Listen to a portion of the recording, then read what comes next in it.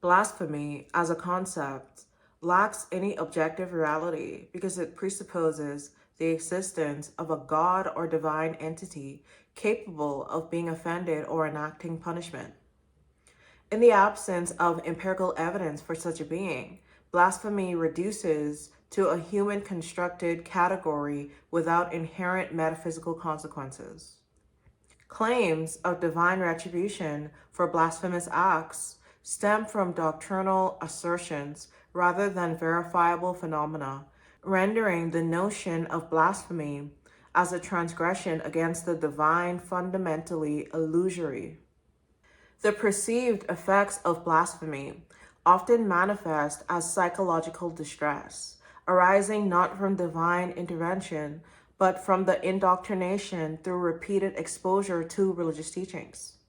This brainwashing instills a conditioned response where utterances or thoughts deemed blasphemous trigger guilt, anxiety, or fear of eternal consequences. Such reactions are products of cognitive conditioning, similar to operant learning, where the individual internalizes doctrinal prohibitions to the point of self-policing.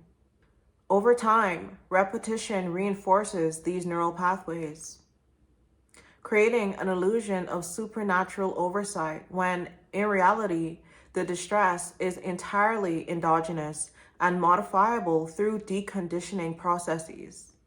Punishments associated with blasphemy originate exclusively from human agents and institutions, not from any divine source. No verifiable instances exist of divine punishment independent of human interpretation or action. Instead, attributions of misfortune to blasphemy reflect confirmation bias, where unrelated events are retroactively linked to perceived transgressions.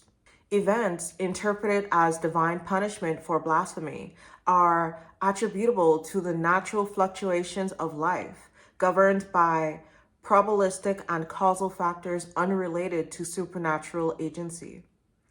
Illness, accidents, or setbacks occur due to biological, environmental, or social dynamics, not as responses to doctrinal violations.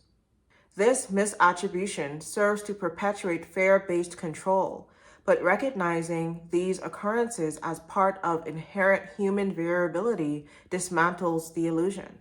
Blasphemy prohibitions serve as tools of epistemic control by categorizing challenges to doctrine as moral violations, thereby stifling critical inquiry. When questioning is labeled sinful or met with severe consequences such as exile, persecution, or execution, intellectual exploration is preemptively curtailed. Levitical law instituted capital punishment for blasphemy to regulate social order. New Testament passages, notably in Mark 3:28 through 29, extended this to include eternal repercussions, recasting dissent as a threat to metaphysical well-being rather than a valid intellectual stance. Early ecclesiastical practices demonstrate the application of blasphemy doctrine in managing information.